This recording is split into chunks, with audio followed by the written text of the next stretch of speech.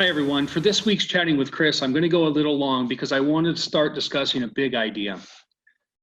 We are working feverishly to try to figure out where this pandemic and where coronavirus are going to take us and what that means for our students and what that means for our classes and as a result for all of us as employees.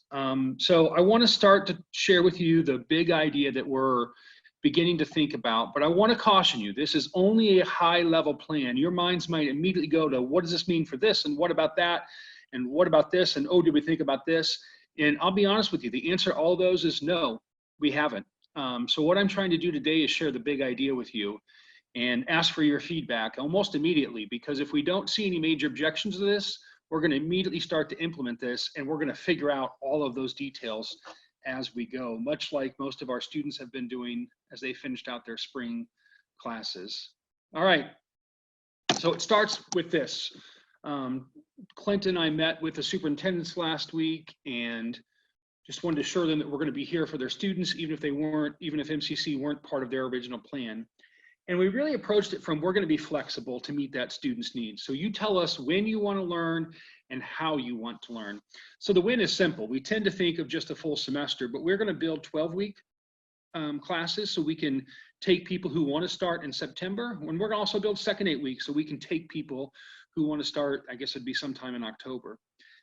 That's not much of a change, although you're going to see we're going to beef up those 12 and 8 week classes as needed, because as we don't know when students will feel safe to return, even if the stay-at-home order is taken away, we don't know if students are going to jump right back in and enroll in classes or not. So we want to make sure we can meet that. So we're going to be monitoring enrollment constantly, and I suspect we're going to be making lots of adjustments to try to serve those students. The how, we're going to say, hey, so again, this is how the student sees it. In a moment, I'm going to share with you how faculty will see this. To the student, we're going to say, how do you want to learn? Are you a traditional face-to-face person? Great. If so, come on, we've got face-to-face classes. Again, if the pandemic requires it, or if we're ordered to, then we switch that to immediately online. Those courses would stay synchronous if they went online, because that student has identified that they want that personal interaction. We also have our traditional online.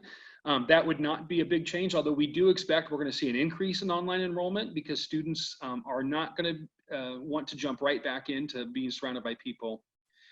We also have our traditional blended classes.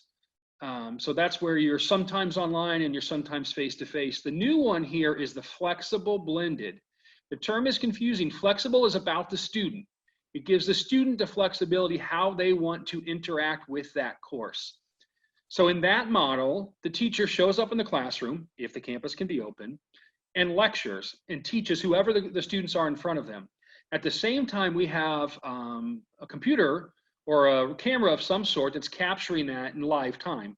So if the student wants to stay at home and just zoom in, they can do that. Or if that student has life circumstances that they're caring for a young child at home, and they've got, maybe they've got a partner or spouse who can be there on Mondays, but on Wednesdays they want to go face-to-face, they want to meet with the class and everything, then on Mondays they can't because they're caring for the child, then that student could either watch live time online or we'll record it and make that recording available to them. So that flexibility, essentially from the teacher's perspective, it's a face-to-face course. You would have to indeed adjust some, potentially have to adjust some teaching strategies for that. But so this is really how we think we can get to students and say, hey, we're here for you. No matter when you want to start, no matter how you want to learn, MCC is here for you. So again, traditional doesn't really change much. Most of us do that a lot. I suspect a lot of you are going to be teaching much, much more online or flexible blended than traditional. The online, you'll see that. Only thing that's really going to change online is we're going to ask you, please be available by Zoom to give that personal touch, because we think there are going to be some students who sign up for online who aren't normal online learners, but given the circumstances, that may be what drives them there. The blended, pretty typical, although those of you who found success and found you could teach your theory part online, we're probably going to ask a lot of the hard sciences. We're going to say, if you can put the theory online, let's do it, and we'll try to reserve the on-time this time we can be on time to get those clinicals and labs done that are very difficult to replicate online. And then finally, the new one. So again, the teacher goes to the classroom. If you ever taught, if you're old like me and taught distance, I can't remember what they call it with the televisions. It's similar to that. You stay within the television range. We'll try to figure out the technology that can pick up some of the classroom discussion, the conversations. So the teacher doesn't do a lot different. They teach it like it's a face-to-face, but the student has the flexibility in how they interact. So that's the big, hairy, audacious goal of what we're going for here. We don't know right now if this will work. We don't know if it will be perfect, but we know we do feel confident this is going to meet students' needs and make them feel like we are here for them throughout that process. Again, all of this changes the moment we have to observe the strict social distancing rules that we're under right now, which means a face mask in public and 6-foot distance. None of our students will be attending classes. We simply don't have the physical facilities to be able to accommodate that. And I don't even know legally if we could do it, even if we chose that we wanted to. Okay, so I know there's details that we did not consider here. Some of the big ones, I know this is going to have ripple effects, everything. Essentially what this means is we would pause fall enrollment very soon. We'd figure out which way we're going and we'd rebuild that fall schedule to try to accommodate that student need. And we're going to watch that constantly and shift. If we see they're all going for the flexible, we're going to be adding more flexible classes as we go. If we see they're all going online and not doing in face-to-face, we'll move to more online classes. We're going to try to honor tentative load as much as possible. I've spoken with both union leaderships about this plan.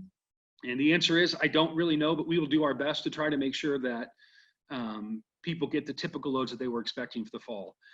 If enrollment goes up, which we desperately hope so, but more CAOs in the state do not believe enrollment's going to be strong in the fall. We're kind of the only ones. For summer right now, we're down about 3% on the credit side. Most of my colleagues are seeing declines of 25 to 40%. So we're an anomaly even more than we normally are. And so that kind of scares me. And we also know that we're gonna have to figure out the technology. So sorry, I don't know where you'll see me, but I'm gonna move my camera up if that was blocking that one. So I really do want your feedback. My contact information is right at the bottom. That's my cell number. You can text me, call me, whatever you want. I need that feedback to myself or to your deans is pretty possible, as soon as possible. We're gonna roll this out. If we don't see any major objections or something we've just missed, we're going to start working on this because we'll roll out not only the scheduling, but then OMPR will be working on the messaging and communication about this. And then Clint Talley and I will take this out to the public and we'll make sure that all of our high school partners know about it. We're probably going to lean on you and say, hey, share this with your social media because you probably have friends who have students who are planning to go off somewhere and are now saying, I don't want to spend $25,000 a year if I'm going to end up learning in my bedroom on my laptop. So we want to be there for those students. So all right, so I appreciate you allowing me a little bit extra time to share this with you, and I really do want some feedback. If you ask me detailed questions, I'm going to tell you right up, my answer is going to be, I don't know, but we're going to figure it out, and we're going to figure it out together, and it's going to work because it has to. So, but if we're way off or we're missing things, now is the time to get me some feedback. So I appreciate your time. Stay safe, be well, and I will talk to you soon.